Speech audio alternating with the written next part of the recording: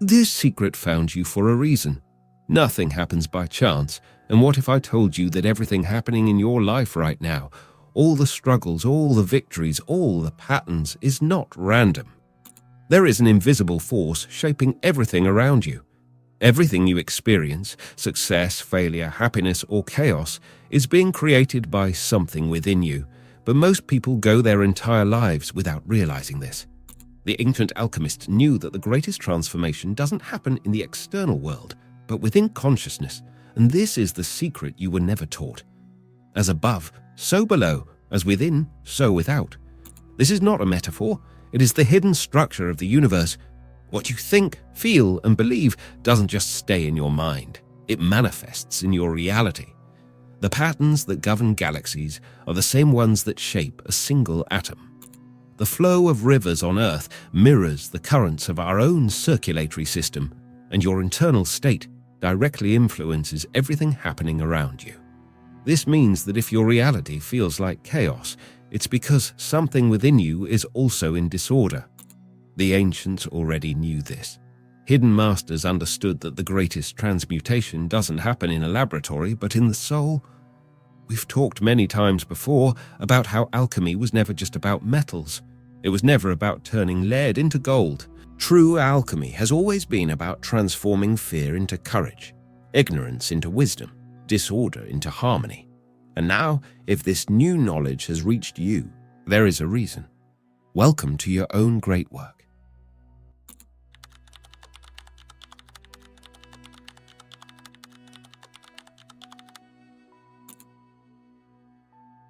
There is knowledge as ancient as humanity itself, a secret that has crossed centuries, hidden in plain sight, a code that, if understood, can change the way you see reality.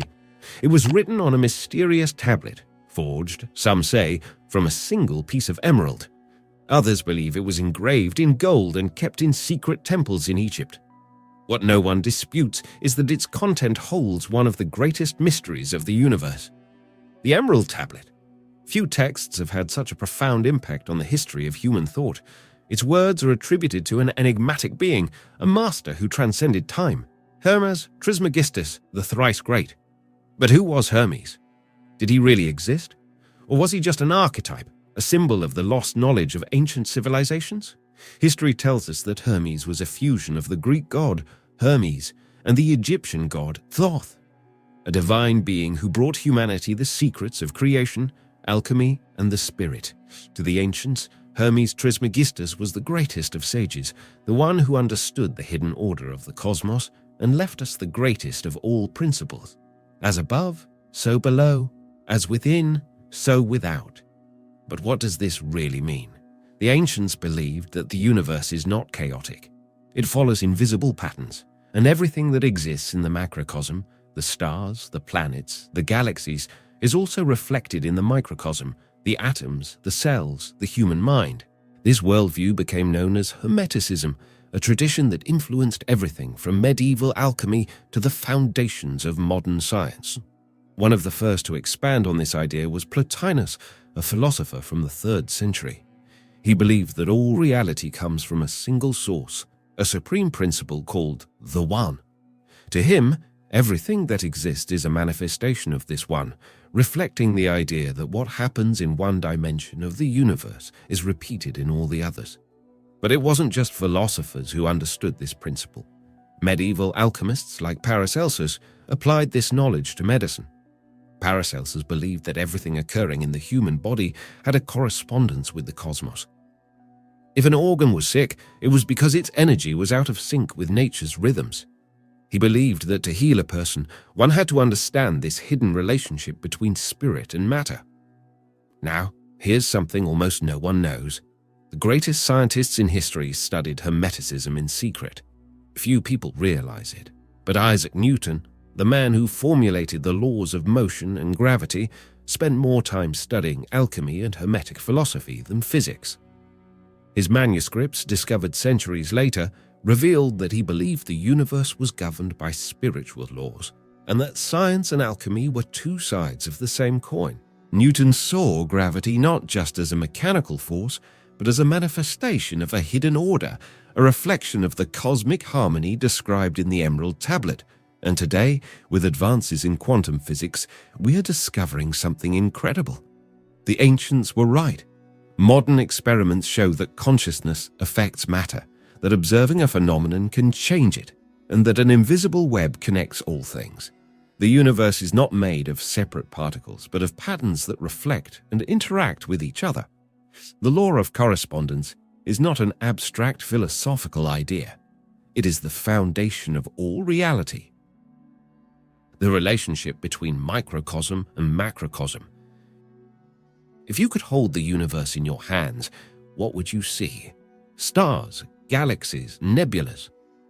Now, what if I told you that within you exists the same structure that makes up the cosmos, that every part of you carries a piece of the infinite? This isn't cheap philosophy. This is science, spirituality, and one of the greatest secrets of existence. The universe isn't just a bunch of random things thrown into space. It follows hidden, repetitive patterns that are reflected in everything, from the smallest atom to the largest galaxy. There is a code, an invisible structure that connects it all. The ancients already knew this. They spoke of the macrocosm and the microcosm, the great and the small, the external and the internal, working in the same way. This means that everything in the universe repeats itself on different scales. The way an electron orbits the nucleus of an atom is the same way planets orbit the sun. The spiral of a galaxy follows the same growth pattern as a seashell at the bottom of the ocean. The same mathematical sequence that governs the stars is present in every tree leaf, in every wave of the sea. And here's the most important detail. This structure is also inside you, inside every cell of your body. There is a hidden code, your DNA. And that DNA, no matter how small, contains all the information to form who you are. This means that in a single cell, there is a map of your entire body. Do you realize what that means? The whole is in each part, and each part contains the whole. Jesus said, "The kingdom of God is within you." What if that was literal? What if, instead of searching for answers out there, you understood that everything that exists in the universe also exists within you? Plotinus, one of the greatest philosophers of antiquity, taught that the path to understanding reality isn't in books or in what others say, but in the journey within oneself. He said that whoever dives deep into their own being discovers the entire universe. This isn't theory. This is a fact that can change your life right now. But to make this even clearer, let me tell you a story that perfectly illustrates this principle. In an ancient village, there was a young apprentice searching for the truth about the universe. He walked through deserts, crossed mountains, and spent years studying the mysteries of existence until he heard about an old sage who held all the answers. When he finally found him, the exhausted young man asked, "Master, I have traveled the whole world in search of the truth. I want to understand the universe. I want to know my purpose." The sage simply smiled, picked up a mirror, and handed it to the young man. "Look at this and tell me what you see." The young man looked into the mirror and replied, "I see myself." The master then took a small bowl of water from the nearby river and placed it in front of him. "Now, look at this water and tell me, is the ocean here?" The young man laughed. "No, master, this is just a bowl of water. The ocean is much bigger." The old sage smiled and said, "You are mistaken. The ocean is here. Every drop of this water has the same elements, the same minerals, the same cycle of movement as the entire ocean. If you study this small portion, you will know the whole." The young man fell silent, thinking. "So, if I want to understand the universe, I must first understand myself." The master nodded. "Exactly. What is in the whole is in the part. What is above is reflected in what is below." The young man finally understood. He had spent years searching outside for something that had always been within him. And now, I ask you, how many times have you done the same? You look for answers in books, in gurus, in what others say. But what if everything you're searching for is already inside you? The universe is constantly reflecting itself in you. What you feel, what you think, what you believe, all of it manifests in your reality. If there is chaos inside, there will be chaos outside. If there is harmony within, the world around you will start reflecting that harmony. The mind isn't just a space where random thoughts appear. It's the connection point between you and the universe. Every idea, every belief, and every emotion you carry inside you is shaping, in real time, the way you experience external reality. But here's something I will always emphasize on this channel. The reality you see is not fixed, it's malleable. It adapts to your perception. The mind doesn't just observe the world, it interprets it, distorts it, colors it through the lens of your deepest beliefs. Carl Jung studied this deeply and discovered something incredible. The individual mind is never isolated. Each person has a personal unconscious, formed by their memories, experiences, and individual traumas, but that unconscious is connected to an even deeper level, the collective unconscious. This means that your beliefs aren't just yours. From the moment you were born, your mind has been programmed by your environment, culture, religion, family, media. All of these planted ideas inside you without you even realizing it. What does this mean in practice? It means that if, for example, you grew up hearing that money is hard to come by, your mind will accept that as a fact. If you were always told that love hurts, your mind will create patterns that attract problematic relationships. If, since childhood, you were taught that you're not good enough, reality will keep giving you proof of that over and over again.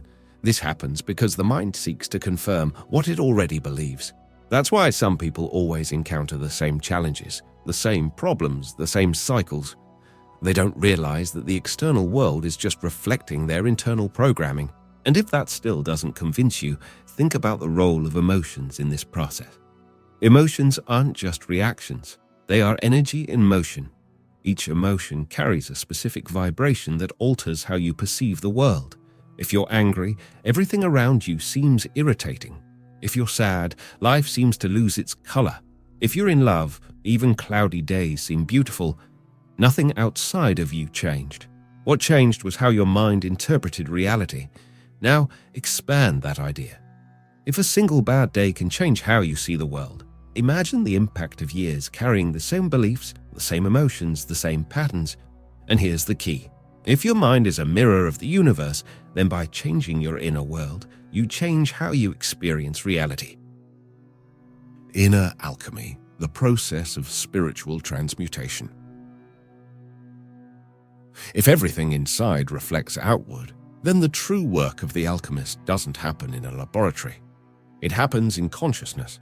Internal alchemy is the process of transforming chaos into order, fear into clarity, confusion into wisdom. But this doesn't happen just by wishing for things to change. Transformation requires a direct confrontation with what needs to be transmuted. And here's what few people understand. There is no evolution without discomfort. Real change isn't gentle. It demands that you face what's inside you with no filters, no excuses. Your weaknesses, your unconscious patterns, the cycles you repeat without realizing, all of it needs to be brought to the surface before it can be transformed. The internal alchemical process is like a burning furnace. It burns away everything that isn't essential to reveal what was always there. But how does this process actually happen? First, through deconstruction. You have to observe yourself without illusions. What inside you is still running on autopilot? What patterns keep repeating without you noticing? What beliefs were imposed on you before you even had the chance to question them? Then comes reorganization. The energy that was once scattered begins to be directed with awareness. The thoughts that used to dominate uncontrollably are now seen for what they are. Programmed impulses that can be altered. And finally comes conscious creation, the moment when consciousness awakens to its own power to shape experience. That's why the ancients spoke about the importance of balancing opposites. True transmutation only happens when there is harmony between seemingly contradictory forces, light and shadow, masculine and feminine, expansion and retreat. None of these forces exist in isolation. They are interdependent and must be in balance. This leads us to something even deeper, the false conflict between spirit and matter. For centuries, humanity has cultivated the idea that the material world and the spiritual world are separate, that to find truth, one must deny the body, reject pleasure, and withdraw from everyday life. But this view is a distortion. Spirit is not above matter, it is within it. The body, earthly experiences, sensations, life's challenges, all of it is part of the same evolutionary process. Matter is not an obstacle but a tool. The energy of the universe manifests at different densities. What we call spiritual is nothing more than the same energy that makes up everything, vibrating at a different frequency. Think about the human body itself. What you see is the physical structure, but what actually keeps everything functioning? Electrical waves travel through your nerves. Biochemical impulses carry information from one cell to another. Your thoughts are energy moving through an invisible field. The separation between spirit and matter exists only in the human mind. In practice, this means that everything you do in the material world has a reflection in the subtle plane, and everything you cultivate internally finds a way to manifest physically. Your body responds to what you think and feel. The geometry of the universe. If spirit and matter are just different states of the same energy, then the inevitable question is, how is this energy organized? Is there an invisible pattern, a hidden structure that governs everything that exists? The answer has always been right in front of our eyes. The universe follows a code, a mathematical matrix that repeats itself infinitely, from the structure of galaxies to the growth of a single leaf. This isn't theory, it's a fact. And this is where the law of correspondence becomes clear. What is in the whole is in the part. What is within is without. The same pattern that governs the cosmos governs you. What the ancient alchemists discovered, and what modern science is only beginning to understand, is that the order of the universe is reflected in everything, from the greatest to the smallest, from the visible to the invisible. The ancients already knew this. To them, mathematics wasn't just a system of numbers, it was the very language of the cosmos. Pythagoras, one of the greatest initiates of antiquity, said, "Everything is number." And if you look closely at nature, you'll see he was right. The entire universe is organized based on mathematical patterns. But there is one code that appears more often than any other, the Fibonacci sequence. It starts simply 0, 1, 1, 2, 3, 5, 8, 13, 21. Each number is the sum of the two before it. But what makes this sequence fascinating is that it appears everywhere. The shape of galaxies, the design of seashells, the growth of trees, the arrangement of flower petals. Even your own body follows this proportion. Your bones, your fingers, even the structure of your face obeys this sequence. This means that the same logic that governs the stars governs you. But it doesn't stop there. Fractals prove that the structure of the universe repeats itself at all scales. They are geometric patterns that self-replicate indefinitely, like a mirror reflecting itself in infinite directions. And this isn't just an aesthetic characteristic of the universe, it's an alchemical principle. The alchemists knew that the microcosm and the macrocosm aren't just similar, they are the same thing seen from different perspectives. The transformation of the human being reflects the transformation of the universe. Inner work reflects in the external world. Everything that happens within us is a miniature version of what happens in the cosmos. Practices to align yourself with the law of correspondence. If everything we experience in the external world is a reflection of what we cultivate internally, then the inevitable question arises. How do we align our mind, emotions, and energy to transform this reality? The law of correspondence is not an abstract concept. It can be applied in practice. If what's inside shapes what's outside, then small internal changes can trigger profound transformations in your life. But here's the detail most people overlook. Real change doesn't happen overnight. It is built through the conscious repetition of new practices. Just as negative mental patterns strengthen through unconscious repetition, elevated patterns need to be reinforced with consistency to become your new reality. The first tool for this is developing self-awareness. Have you ever truly observed your thoughts? What does your mind repeat every day? What stories do you tell yourself about your life? Without this awareness, it's impossible to change anything. A simple exercise for this is reflective journaling. Grab a notebook and write without filters the thoughts running through your mind. Do this for a few minutes each day. Before long, you'll start noticing patterns that were previously hidden. From there, you can move on to the practice of creative visualization. If your mind shapes reality, then you can train it to visualize what you want to create. But be careful. It's not enough to just imagine something on a superficial level. For visualization to work, you need to feel it as if it's already real. Close your eyes and mentally see the life you want to live, not just as a spectator, but as if you are already living that reality. Feel the emotions, the environment, the details. Your brain doesn't know the difference between a real experience and an intensely visualized one. The more you practice this technique, the more your mind will begin aligning your energy with this new frequency.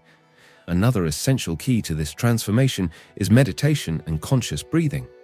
If your mind is always restless, your thoughts running wild, then your energy field is also misaligned. Meditation isn't just for relaxation. It's a gateway to reprogramming your perception of reality. Every day, set aside at least a few minutes to quiet your mind and simply breathe. Inhale deeply, hold the air, exhale slowly. Repeat this cycle while observing your thoughts without attaching to them. Over time, you'll begin to notice a new level of clarity and presence. And here's one of the most powerful elements for aligning with the law of correspondence: gratitude. Most people want to manifest something, but they focus on what they lack. They ask for abundance while vibrating scarcity. They want love but carry resentment. They seek success but feel unworthy. The universe doesn't respond to what you want. It responds to what you vibrate. Gratitude is the most effective tool for shifting this frequency. Every day, before bed or when you wake up, list 3 things you're grateful for. But don't do it mechanically. Feel the gratitude. By practicing this, you start reprogramming your mind to notice and attract more reasons to be thankful. The law of correspondence is not just an idea. It is the invisible structure that governs all creation. Now tell me, what are you projecting in the mirror of the universe? Now that you understand the power of the law of correspondence and how it shapes your reality, the essential question arises: how can you apply this even more deeply in your daily life? To help you take the next step on this journey, I've prepared a special video for you. Don't leave yet. Click on the video appearing on your screen now, and let's meet there. In that video, I'll show you how to put all of this into practice and shift your energy to create the reality you desire. See you in the next video.